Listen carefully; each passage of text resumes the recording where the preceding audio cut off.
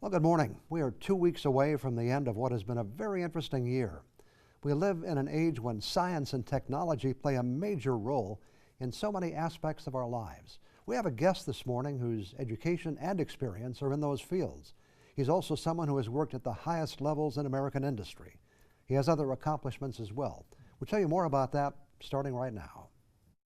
From TV6, this is The Ryan Report. Here's your host, Don Ryan. Well, Terry Wojciechowski graduated from Michigan Tech with a bachelor's degree in mechanical engineering, attended Duke University's Global Executive Development Program, and received an honorary doctorate of business management from Indiana Wesleyan University. From 1997 to 2009, he served as GM's chief engineer for full-size pickups and SUVs. And from 2009 to 2012, he was vice president for global quality and vehicle launches. More recently, he joined Link Engineering as vice president of North American test operations. He's also studied the subject of leadership and written a very interesting book on that topic. And he currently serves as chairman of the Michigan Tech Board of Trustees. Terry, welcome to the Ryan Report. Thank you. Nice to have you with us. Appreciate it. With all I just said, we have a lot to cover. A lot of places we can go. But let's start with Michigan Tech. You know, Michigan Tech is a very special place to people here on the Upper Peninsula. But how does it rank around the world and around the nation? Actually, it ranks quite well. Michigan Tech has a very big presence for being a small school tucked up in the Upper Peninsula.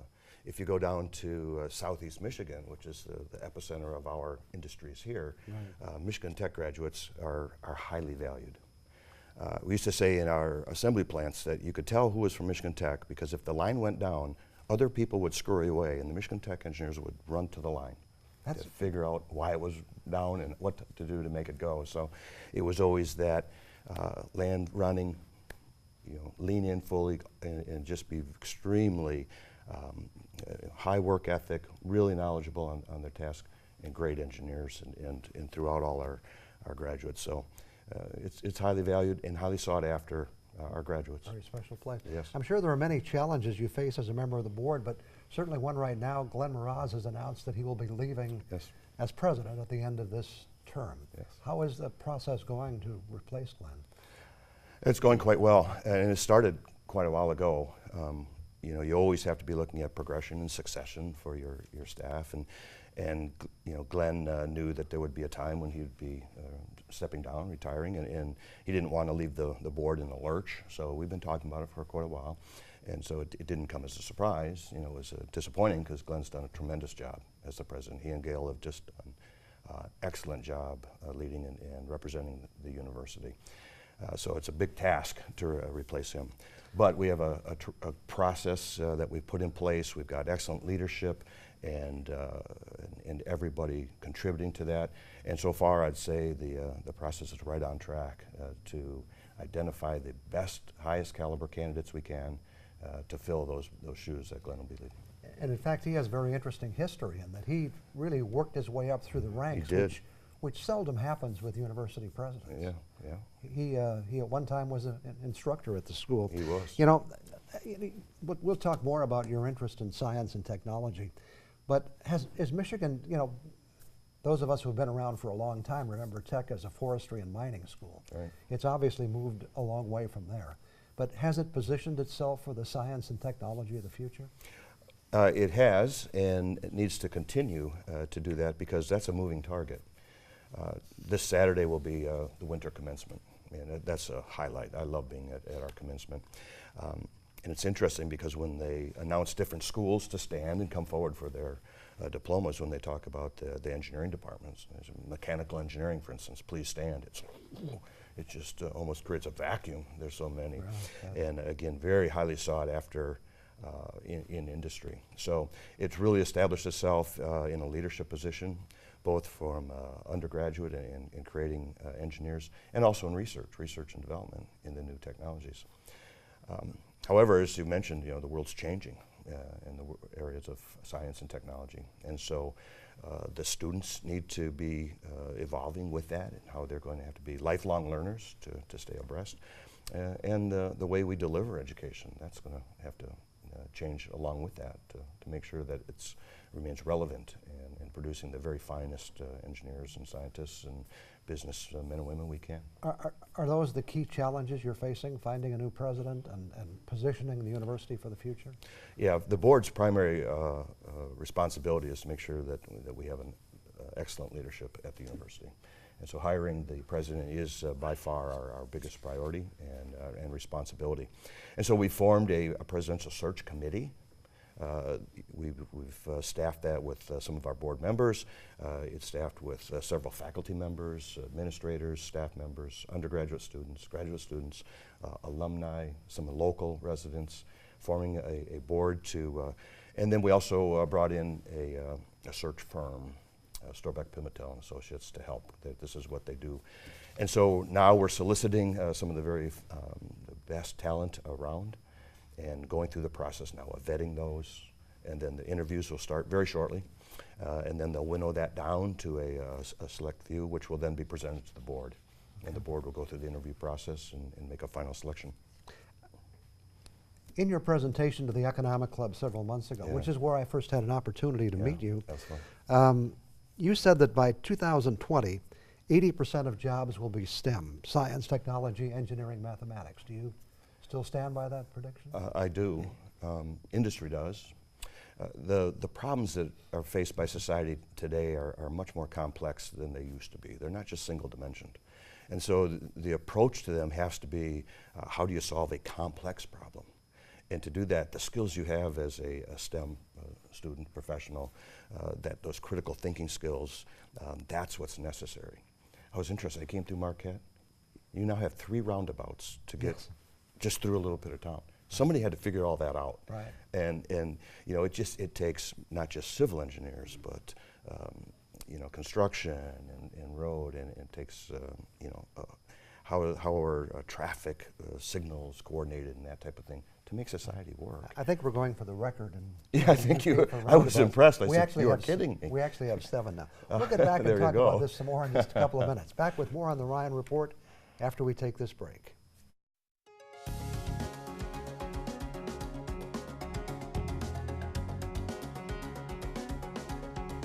We're talking this morning with Terry Wojciechowski, who is the chairman of the Michigan Tech Board of Trustees, but also someone who has had significant experience in the auto industry. You know, people in my generation were pretty amazed by the cell phone, you know, and we think that's, you know, that's it.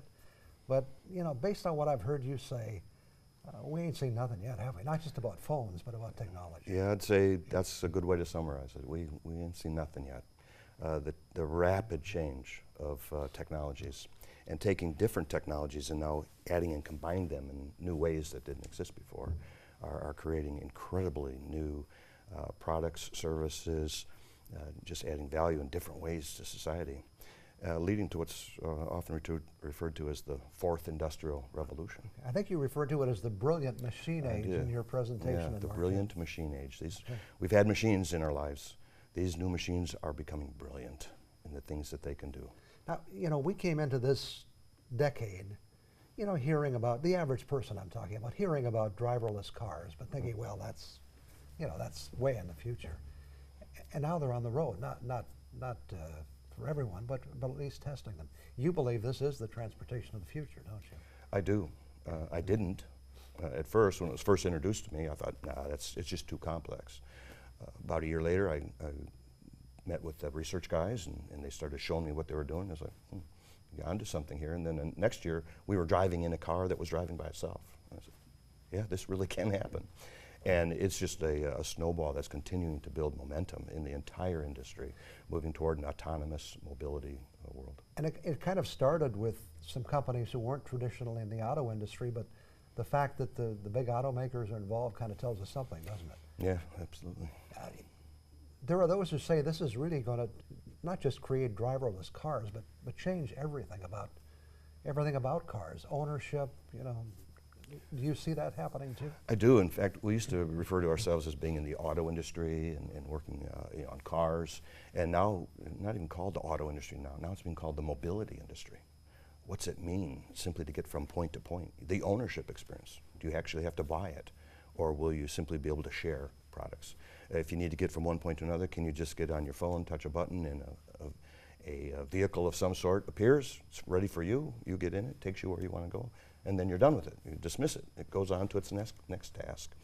So it's, it changes the business models, it changes the supply chain, it changes what the product is, it changes the value in being able to create such a product. So, and then the other things, it's not just people and cars, it's how do you get freight from one city to another, from a factory to a city. How do you get food across the country? How do you get parts from a general stores to the operator on an assembly line? How do the parts get there? It has the opportunity to change everything. I heard a person talking the other day of getting food from a kitchen to a bedside in a hospital autonomously. Really? Yeah. I was like, well, that's an interesting concept and changes things. Another area that's getting a lot of attention is 3D printing. Oh, yes. And you believe this has tremendous opportunities for the future. It does. The ability to manufacture things has been refined over the years, but there's nothing been like this technology turns things upside down, almost literally, and makes the ability to manufacture things that before were very complex or very time-consuming, very expensive. Now that you can do them much, much easier. You can use materials that were cost-prohibitive before, but because of the additive manufacturing. We used to start with a big block of material and cut away what we didn't want. Now we just start with some powder and fuse it where we want it and blow the dust away, and what's left is what we did. How far can this go? How, can we manufacture everything this way? Well, it's limited right now by its speed, because a lot of our manufacturing is just very high volume. Right. But so it's a matter of scaling it up and continuing to develop it. But an example, I saw an example of a fuel injection nozzle on an airline engine, a big engine. And this fuel injection was made of 31 different parts currently. They're going to print it out of one part. Really? So they reduced the cost, they reduced the mass, they reduced the time to get it, and its reliability went sky high because there weren't all these parts that were working together. So, and companies like that are investing billions of dollars to start manufacturing parts that way. So I wish I was a younger man to see it all happen. It is, it's exciting. We have to take one more break. I'll be back with more in just a couple of minutes.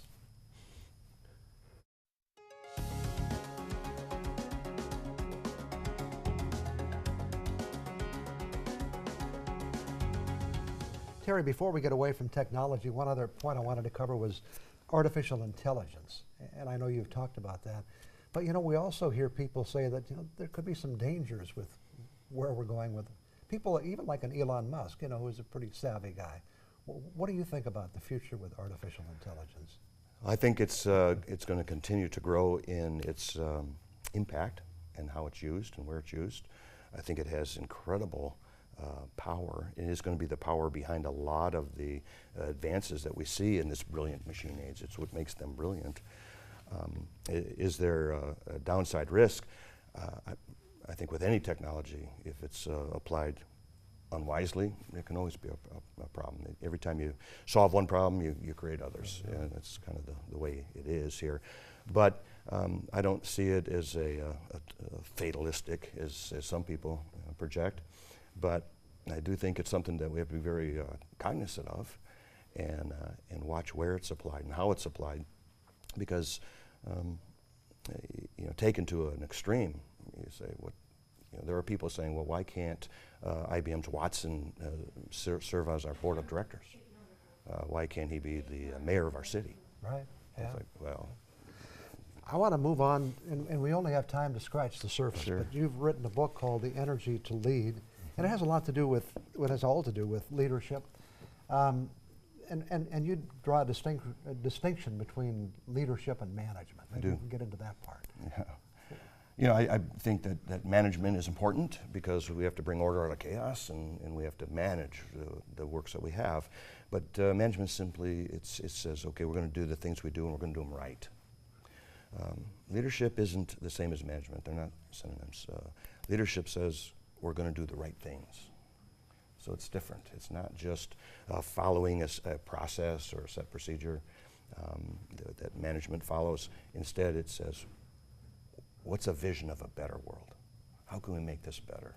And to have that vision and to be able to cast that vision and communicate it to others and motivate them and inspire them to change how we do things so that we can do it in a better way, in a way that serves mankind better.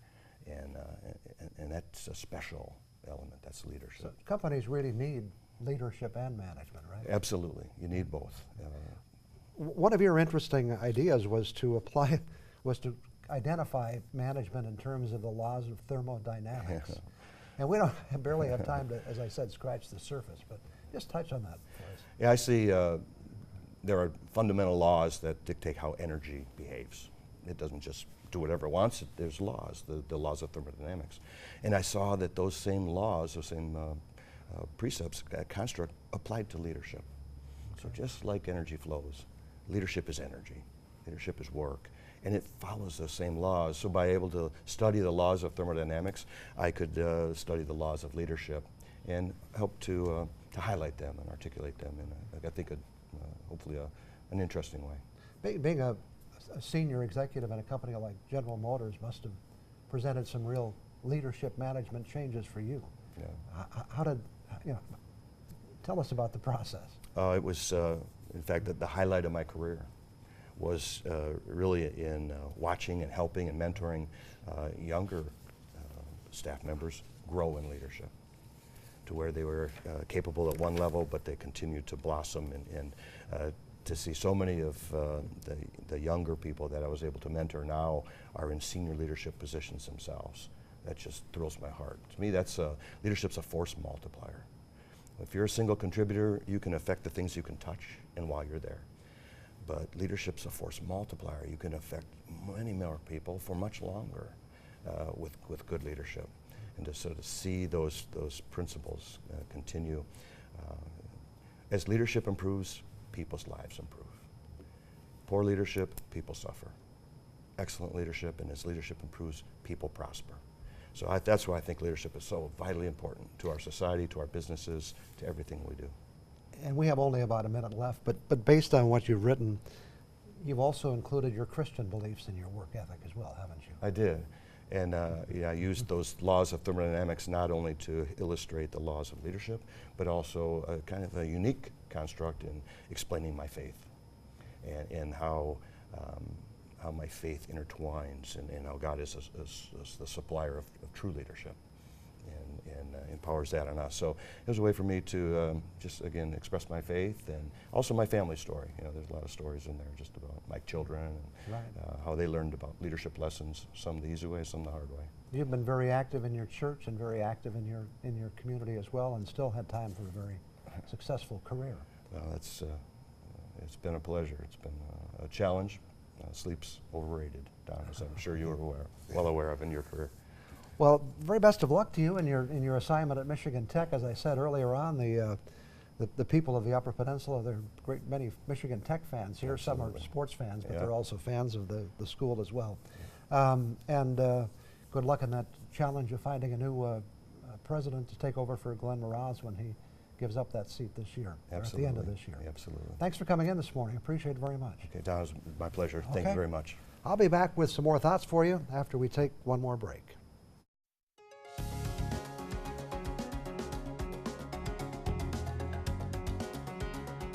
You know, there's an old adage called Parkinson's Law that says, work expands so as to fill the time available for its completion. A cynical interpretation of that law is that when necessary, most of us can turn part-time jobs into full-time jobs if given the chance, and if it means protecting our job.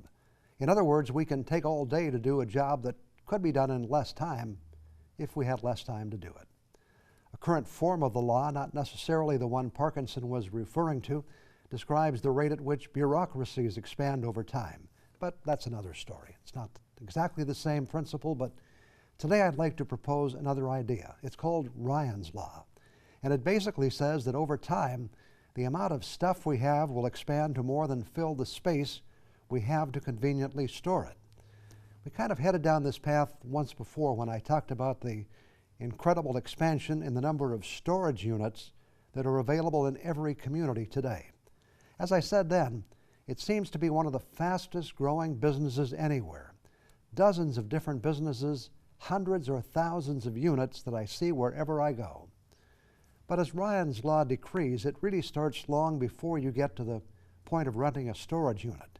It starts at home as we begin to fill up every cabinet, every closet, and every nook and cranny. I'm not sure what a nook and cranny is, but I think the ones at our house are all filled, and it helps to make my point. When we bought our current home a number of years ago, one of our first updates was the kitchen, and the project included new cabinets. Of course, they were filled the moment the project was completed. A few years later, we found a way to add some additional cabinets to the kitchen. My wife said now we have extra unused space, and that didn't last long.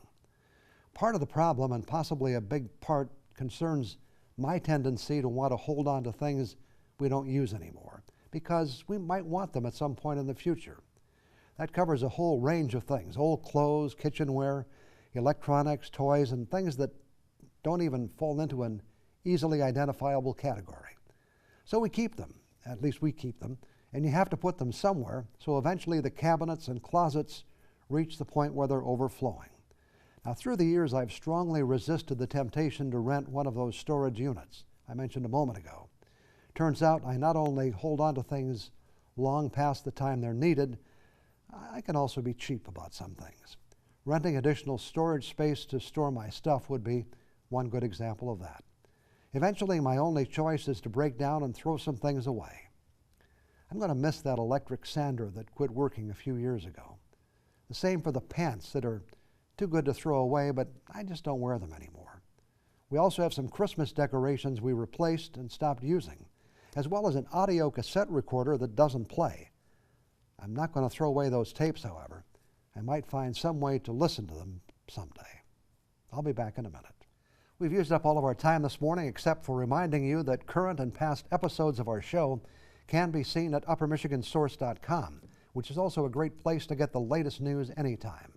Thanks to Terry Wojciechowski for joining us this morning to share some of his interesting insights into the changes that technology is making in our world every day. And thank you for being here.